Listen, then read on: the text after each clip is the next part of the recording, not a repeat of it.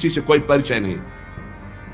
अखबार पढ़ना, समाचार देखना, ये उनके लिए सही है जो समाज सेवी हैं, जो समाज में विविध पदों में हैं, लेकिन जो भगवत प्राप्ति करना चाहता है उस साधक के लिए ठीक नहीं। ना समाचार पत्र पढ़ना और ना समाचार सुनना, ना समिति सभा में जाना, ना किसी राजनीतिक या व्यवहारिक संगोष्ठी को सेवन करना। नहीं, हम सबके हृदय में विराजमान उस परमात्मा तत्व को जागृत करने के विषय में बोलते हैं। सबका हृदय मंदिर बने और सबके हृदय रूपी मंदिर में भगवान का प्रादुर्भाव, केवल उसकी चर्चा होती है। जिस प्रभाव से अनंत जन्मों से हम भटक रहे हैं, उस माया की मलिनता का नाश करके सच्चिदानंद प्रभु में स्थित होने की चर्चा होती है। बहुत चर्चाएं हो रही हैं, कम से कम एक चर्चा तो पकड़ो जिससे तुम्हारे हृदय मंदिर के पट खुले और तुम्हें साक्षात्कार हो जाए भगवान का। जब तक हृदय मंदिर में भगवान प्रकाशित नहीं होंगे तब तक कुछ काम बनने वाला नहीं। तो सत्संग हृदय मंदिर के पट खोलता है, सत्संग ज्ञान चक्षु खोलता है, प्रेम नेत्र खोलता है। सभा समितियों में जाना, पक्ष विपक्ष की वार्ता करना, समाचार पत्र पढ़ना, समाचार देखना, इस साधक को छोड़ देना चाहिए। दूसरा, कोई भी मनुष्य तुम्हारे जीवन में विशेष अधिकार प्राप्त न कर पावे। कोई भी पूरी सृष्टि में विशेष अधिकार, अरे वो अपने हैं, तो फिर श्यामा श्याम तुम्हारे कैसे रहे? श्यामा श्याम तो तभी अपने माने जाएंगे जब कोई और अपना ना हो। मेरे तो गिरधर गोपाल दूसरो न कोई, सिद्ध महान प्रेम रस में डूबी हुई मीरा जी के वचन है। मेरे तो गिरधर गोपाल दूसरो न कोई। गोस्वामी तुलसीदास जी, एक भरोसो, एक बल, एक आस विश्वास, एक राम घनश्याम है चातक तुलसीदास। किसी भी मनुष्य से विशेषता पूर्वक आपका संबंध ना होने पावे, स्थान विशेष में आसक्ति ना होने पावे, वस्तु विशेष में स्वाद ना आने पावे। भगवत प्राप्ति करना है तो दूसरी बात सावधानी पूर्वक, कोई हमारा विशेष नहीं, कोई खास नहीं, कोई वस्तु व्यक्ति स्थान कोई विशेष हमारे नहीं। जहां राखो ता रहो मान सुख रास है। जहां मेरे स्वामी जैसे रख रहे हैं वैसे रह रहा हूं। मेरा नहीं, मेरे स्वामी कहे जब चाहे तब हटा दे, जब चाहे तब रख ले, उनकी बात है। वस्तु जैसा चाहा वैसा भेज दिया, वैसा हम उसका सेवन कर रहे हैं। हमारे लिए कोई खास वस्तु नहीं, मेरे स्वामी ने भेजा इसलिए बात है। तीसरी, मठ या आश्रम की स्थापना करके उसके विषय में चिंतन करना और धन आदि की चाह करना, यह साधक भगवत प्राप्ति से भ्रष्ट होने की वृत्ति है। यह सिद्धों का कार्य है, साधकों का नहीं। मठ आदि की स्थापना करना यह सिद्धों का कार्य, आचार्यों का कार्य है। आश्रम आदि की निर्माण वृत्ति करके फिर उसके संचालन के विषय में चिंतन करना, फिर रुपया पैसा इकट्ठा करना, और जब मर गए तो बाद में जो चार शिष्य हैं आपस में झगड़ा करना, मुकदमाबाजी शुरू होना। बचो इससे। जैसे बने बनाए मंदिर हैं, बने बनाए जगह हैं, हमको वास मिल रहा है, वास कर रहे, हटा दिए जाएंगे, फिर फुटपाथ में बैठ जाएंगे, पर हमारा कोई चिंतन चुरा ले, ऐसा नहीं। हम ऐसा कुछ नहीं करेंगे जिससे हमारा चिंतन बंटवारा हो जाए। मेरे प्रभु हैं, वो थे, वो रहेंगे। उनके एक निमिष मात्र से अनंत ब्रह्मांडों का सृजन हो जाता है। वो जहां रखेंगे जैसे रखेंगे। जहां राखो तहां रहो मान सुख रास है। उपासक किसको बैठा ले? स्थान विशेष में आ सकती नहीं, व्यक्ति विशेष में आ सकते नहीं, वस्तु विशेष में आ सकते। हमारे लिए ना कोई वस्तु विशेष है, ना स्थान विशेष है, ना व्यक्ति विशेष है। मठ और आश्रम आदि की स्थापना करके उसके चिंतन में डूबना, अपने मन को मानो दुर्गति का मार्ग चयन कर लेना। थोड़ा सा कड़वा लगेगा ये बात। हम कह रहे हैं सिद्धों का कार्य, साधकों का नहीं। साधकों को नहीं फंसना चाहिए। अगर साधक फंसेगा तो नष्ट हो जाएगा, पक्का, इसमें कोई संशय नहीं। वाल्मीकि रामायण में एक प्रसंग आता है कि एक ब्राह्मण देवता भिक्षा याटन के लिए निकले हुए थे, कई दिन के भूखे थे, भिक्षा मिली नहीं, तो रास्ते में एक कुत्ता आराम से पड़ा था, 3-4 लाठी उसकी खोपड़ी में मारी, फूट गई खोपड़ी। उस समय राजाधिराज चक्रवर्ती महाराज अनंत कोटि ब्रह्मांडों के स्वामी भगवान श्री राम सिंहासन पर विराजमान थे। दरवाजे से आवाज मारी। सेवक ने कहा एक कुत्ता अपनी प्रार्थना करना चाहता है। भगवान ने बुलाया, बोलो। बोले मैं आराम से मार्ग में पड़ा था प्रभु, क्या मार्ग के साइड में पड़े रहना अपराध है? मैं कुत्ता हूं तो इसलिए मेरा इतना भी अधिकार नहीं कि मैं रास्ते के साइड में पड़ा रहूं। नहीं, हुआ क्या? एक ब्राह्मण ने हमारे 4-5 लाठी मारी, खोपड़ी फूट गई। आप बताओ क्या मेरा दोष क्या था? मैंने भूखा भी नहीं, मैंने उसको कुछ छेड़ा भी नहीं, फिर क्यों मारा? बोले हमारे दरबार में ब्राह्मण को तो दंड दिया नहीं जाता। हाँ, आप आए हो इसलिए बुलाते हैं उनको और प्रार्थना करेंगे कि ऐसा क्यों किया। बुलाए गए, भगवान आदर किए उन्हें और कहा आपने ऐसी त्रुटि क्यों की, क्यों मारा इसको? बोले 3-4 दिन से भिक्षा नहीं मिल रही थी, आराम से सो रहा था, मैं भूखा टहल रहा हूं, गुस्सा आई, हमने मार दिया। अपराध है आपका? हाँ है। कुत्ते से कहा कि मैं तो दंड नहीं दे सकता क्योंकि हमारे दरबार में ब्रह्म ऋषि को दंड नहीं दिया जाता। आप दंड निर्धारित कीजिए, क्या दंड दिया जाए? उनका कलिंजर पर्वत का इनको महंत बना दिया जाए। तो ये दंड है, पुरस्कार। जिसको मांगने से भी भिक्षा नहीं मिलती, वो कलिंजर पर्वत के बहुत बड़े आश्रम का महंत बन जाएगा आगे चलकर।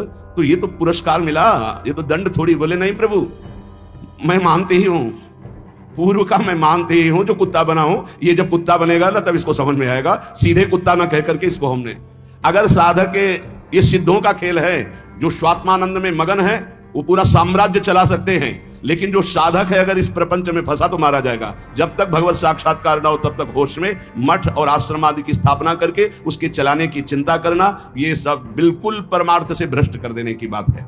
चौथा, साधन में आलस्य, प्रमाद अपनी दिनचर्या में कभी नहीं होना चाहिए।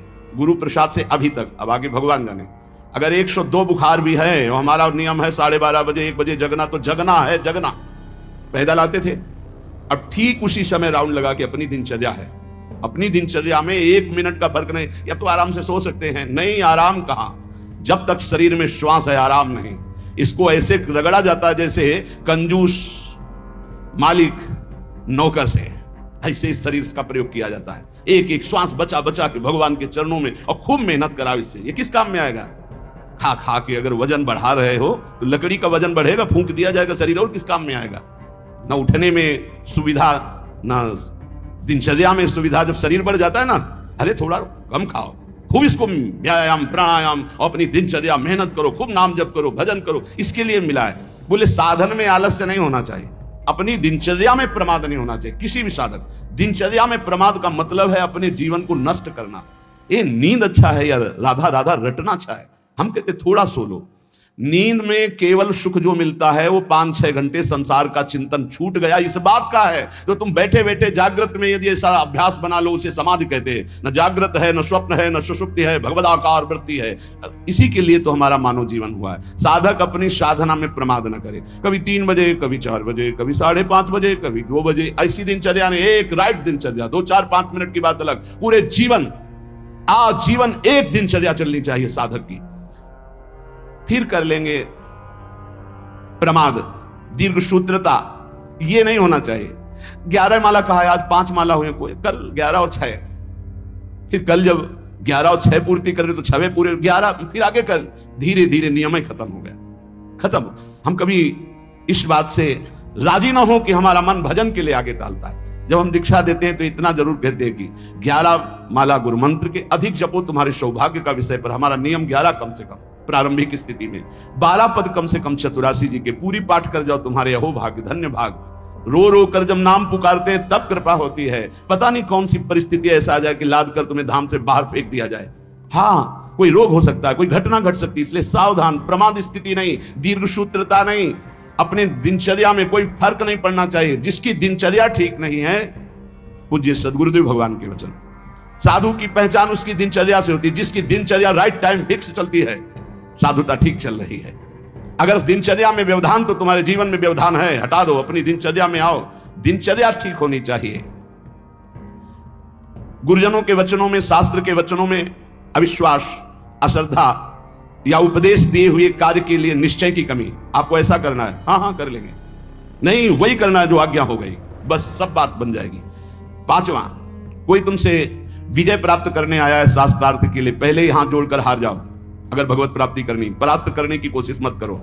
6वां, अपने को संत मानना और दूसरों को दोष दर्शन करना, यह साधक का नाश कर देने वाला होता है। अपने को संत मानना, दूसरों को असंत मानना, मतलब पतन का रास्ता निश्चित कर लिया। आचार्य चरण कह रहे, क्वा हम तुच्छा परम अधमा प्राण हो गर्ह कर्मा, कहा मैं तुच्छ अधम अपराध करने वाला। अपने को असंत और दूसरों को संत माने। 7वां, दूसरों के दोष देखना और उनको प्रकाशित कर देना, यह केवल गुरु की वृत्ति में होना चाहिए। वो अपने शिष्यों के दोष देखकर उसे प्रकाशित करके नष्ट कर दे।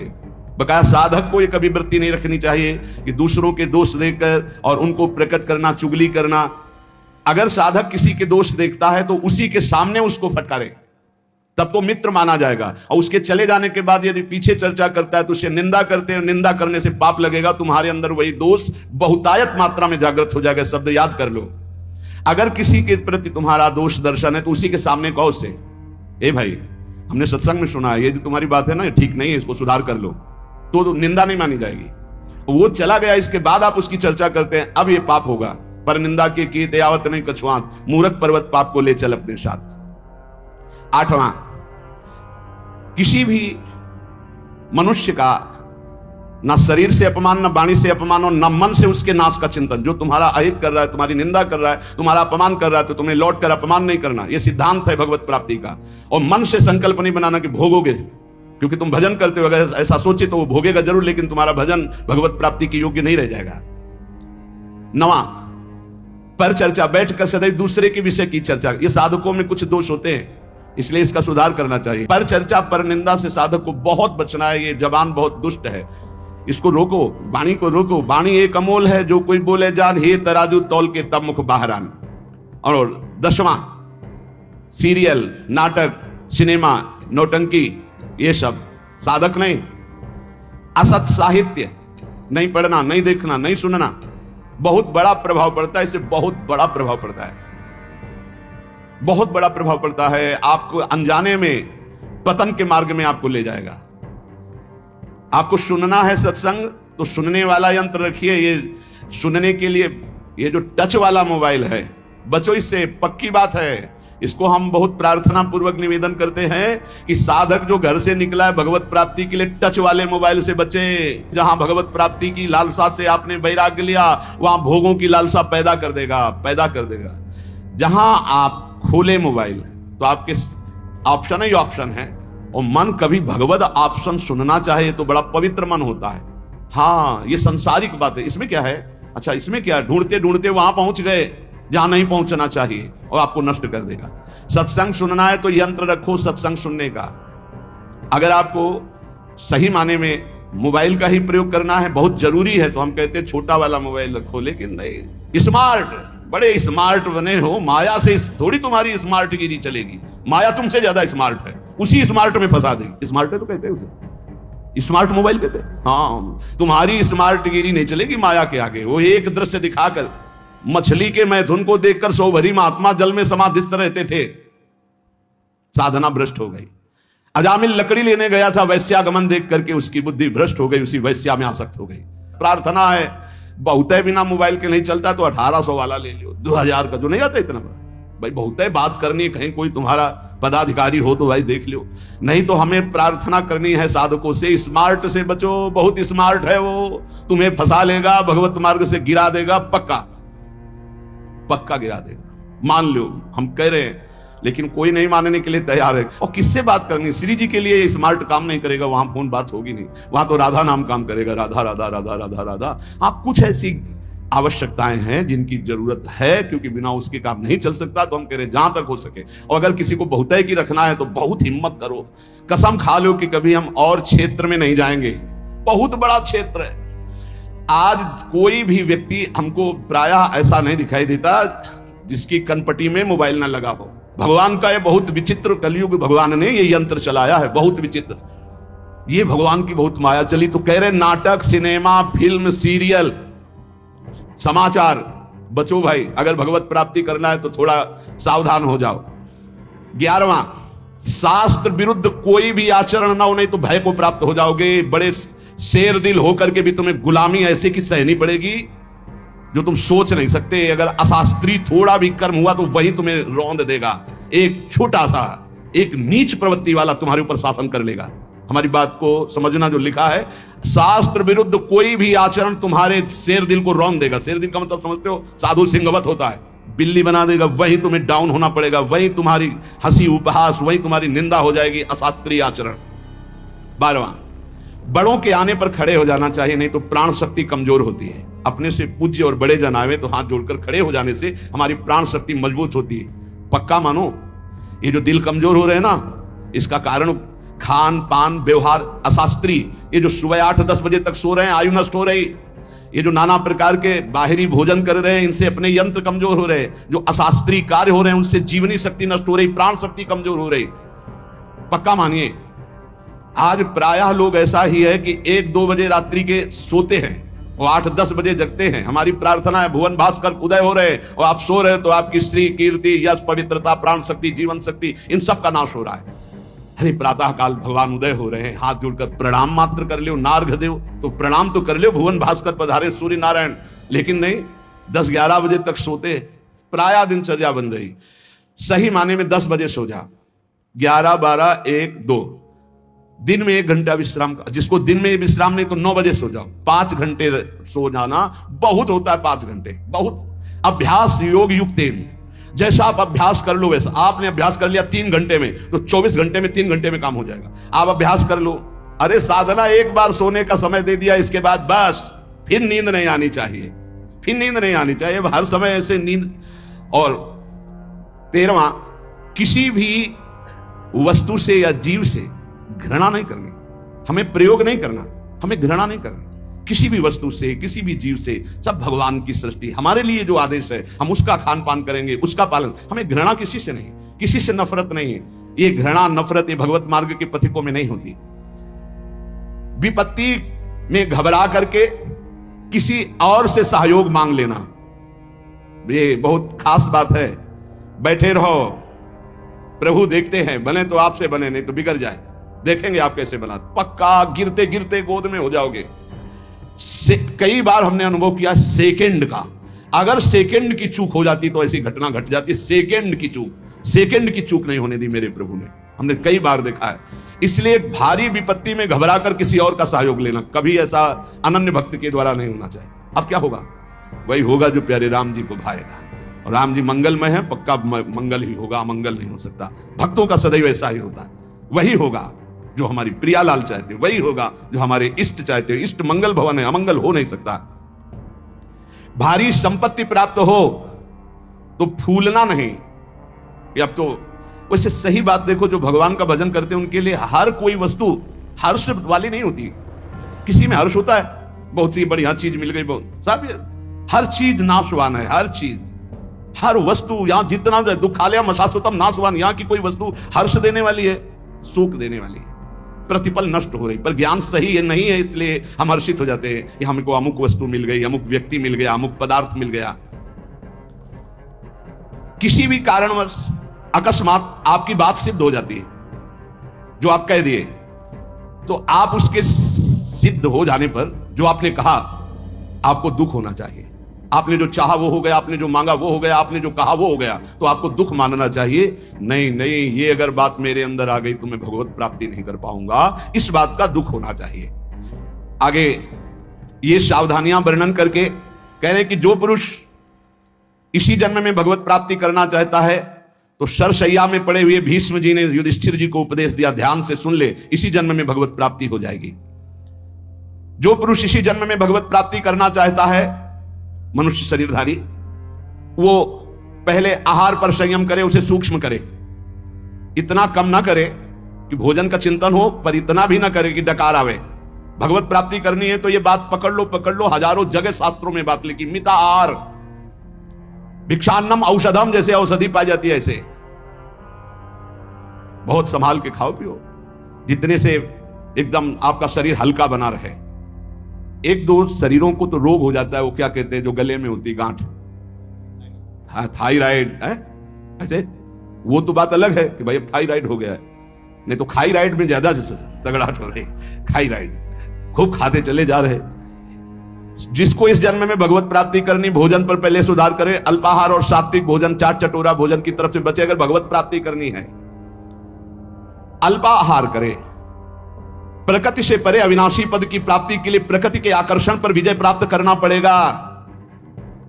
जो साधक घर में रहकर या घर छोड़कर, दोनों साधक होते हैं, गृहस्थी और विरक्ति। जो घर में रहकर साधना कर रहे हैं उनको चाहिए किसी और का ना खाएं, अपनी मेहनत का कमाया हुआ ही भोजन पावे, चाहे जहां जाए, कहीं किसी और का ना खाएं। 10 रुपए का खाया है, 20 दे दो, तुम्हारे को भगवत प्राप्ति करना है। कभी ऐसा नहीं कि रास्ते में भंडारा बट रहा है, हलवा बट रहा है, दबा के पा लिया, चलो यार कम से कम बचे तो 100-200 रुपए। नहीं बचे, नहीं, जिसके लिए आए थे वो सब ले गया। वो गृहस्थ आदमी को अगर किसी का पानी भी पियो तो 5 रुपया उसको दे दो, 2 रुपया दे दो, नहीं रुपया दे दिया, वहां 2-4 दोना पत्तल उठा करके आसपास सेवा, कुछ सेवा कर दो। कोई तुम्हारे सुकृत ना लेने पावे भगवत प्राप्ति के मार्ग। अगर विरक्त है तो भिक्षान्नम औषधम, विषयों के सामने उपस्थित होने पर भोगने की इच्छा ना होना। गृहस्थ हो, तुम्हारे धर्म के विरुद्ध भोग का अवसर आ गया, हट जाओ, भाग जाओ, प्राण बचा लो, मत भोगना, नहीं तो भगवत प्राप्ति में बाधा। और विरक्त है, भोग सामग्री एकदम एकत्रित है, एकांत है, भोग लो, ना ही भोगना, क्योंकि मुझे भगवत प्राप्ति करनी है। नेत्र से, वाणी से, मन से किसी भी दूषित भोग को ना भोगना। नेत्रों से भी भोगना होता है। आप मोबाइल में देख रहे हो या छुप के देख रहे हो, ये ऐसा दृश्य देख रहे हो, ये नेत्रों से भोग हो गया, ये आपको नष्ट कर देगा। नेत्रों से बहुत नष्ट हो चुके हैं, नेत्र ही है जो दिखा करके भ्रष्ट हो गए। किसी के सामने ना, तो एकांत में नेत्र से भोग भोगना, वाणी से, मन से बिल्कुल दूषित वार्ता करना, दूषित संकल्प करना, दूषित दृश्य देखना है, भगवत प्राप्ति करना है तो चाहे गृहस्थ हो चाहे विरक्त, बचो इससे। किसी भी प्राणी से अतिवाद करना, बहुत बातें करना, मित्रता बना लेना, वैर कर लेना, यह सब नहीं। भगवत प्राप्ति के मार्ग में ये भीष्म पितामह जी उपदेश कर रहे हैं। किसी के सामने अभिमान भरा वचन बोलना, अभिमान भरी क्रिया करना, अभिमान भरी चेष्टा करना, जैसे अभिमान हो जाता है। अहंकार भरी बात, अहंकार भरी क्रिया, अहंकार भरी कोई चेष्टा ना करे। यदि तुम्हें कोई क्रोध दिला रहा है तो तुम क्रोध ना करके मीठे वचन से ही उत्तर दो। जब किसी के यहां भिक्षा मांगने जाओ तो वो तुम्हें आदर दे तो उस घर में मत बैठना। भीष्म पितामह जी का है ये उपदेश। यदि तुम्हें किसी कोई निमंत्रण दे तो कभी मत जाना। भगवत प्राप्ति करना है ये विरक्त के लिए। अगर तुम्हें कोई आओ आज महाराज हमारे घर पाइए, कदापि मत पाना। निमंत्रण में कदापि मत पाना, ये भीष्म पितामह जी मना कर रहे हैं। और जब भिक्षा मांगने जाओ तो बहुत घरों से मत मांगो, कुछ नियम रखो, 4 घर 5 घर, मिले तो मिले, नहीं उपवास। अब ये नहीं कि पूरे गांव में टहली आए, नहीं, 5 घर 7 घर ऐसे नियम रखे जाते हैं कि हम सिर्फ 5 घरों में जाएंगे, मिले ना मिले। ये नहीं कि पूरे गांव में टहली आएगी, जब तक भरपेट के दोनों टाइम के लिए ना मिल जाए तो हम 50 घर मांग ली। ये भिक्षान नहीं, भिक्षान 5 घर या 7 घर, आवाज लगाई नहीं मिला तो उपवास कर गए। निमंत्रण पाए हुए घर में कभी भिक्षा ना पाने जाए, ये भगवत को है कोई रहस्य। मूर्ख पुरुष जब आप परमार्थ में चलते हैं आपका उपहास उड़ाएंगे, हो सकता है वो आपका तिरस्कार भी कर दें, मारपीट भी कर दें। आप अपने हृदय में दुख ना मानने, हृदय में आनंदित रहें। कोई प्रारब्ध भोग का नाश हो रहा है और उसको डांटे नहीं, उसको मारे नहीं, उसको पर चिल्लाए नहीं, वो तो निमित्त मात्र है। भगवान आपके प्रारब्ध का क्षय करा रहे हैं। यदि भगवत प्राप्ति करना, बहुत बार ये बातें आ गई है। आताताई पर भी कभी क्रोध करके उसे शाप ना दें। शाप देने का मतलब है भजन का फल है। अगर भजन है, सच्चाई से चल रहे हो आप, अंदर से सोच ले बहुत सता लिया अब तो भोगेगा, तो पक्का भोगेगा, इसमें कोई संशय नहीं। क्योंकि भजन एक अमोघ शक्ति है, जिधर जाएगी उधर। तो हमारा भजन मंगल के लिए कि अमंगल के लिए? तो कह रहे आताताई तुम्हें कितना भी सताए, तुम क्रोध करके उसे शाप आदि मत देना, कभी अंदर से बुरा मत चाहना। गृहस्थ के घर में जब धुआं निकलना बंद हो जाए, अब धुआं नहीं, गैस है, गैस के चूल्हा है तो धुआं का कोई ज्यादा काम ही नहीं। जब मूसल की आवाज आनी बंद हो जाए, भीष्म पितामह के समय मूसल से कूटा जाता था, अब तो मूसल से नहीं, तो मशीनों से है। और जब सब भोजन कर चुके तब विरक्त को भिक्षा मांगनी चाहिए, मतलब लगभग 2 बजे। भिक्षा मांगने के पश्चात किसी नदी के किनारे या किसी देवालय में एकांत में बैठकर भगवान को अर्पित कर उसे पाए। गृहस्थ अपने कमाई से पाए, अधिक भिक्षा मत ले। श्री पूज्य सदगुरुदेव भगवान ने कहा कि टुकड़ा या 1 रोटी, बहुत अगर नहीं मिला है 4-5 घरों में, और आखिरी घर में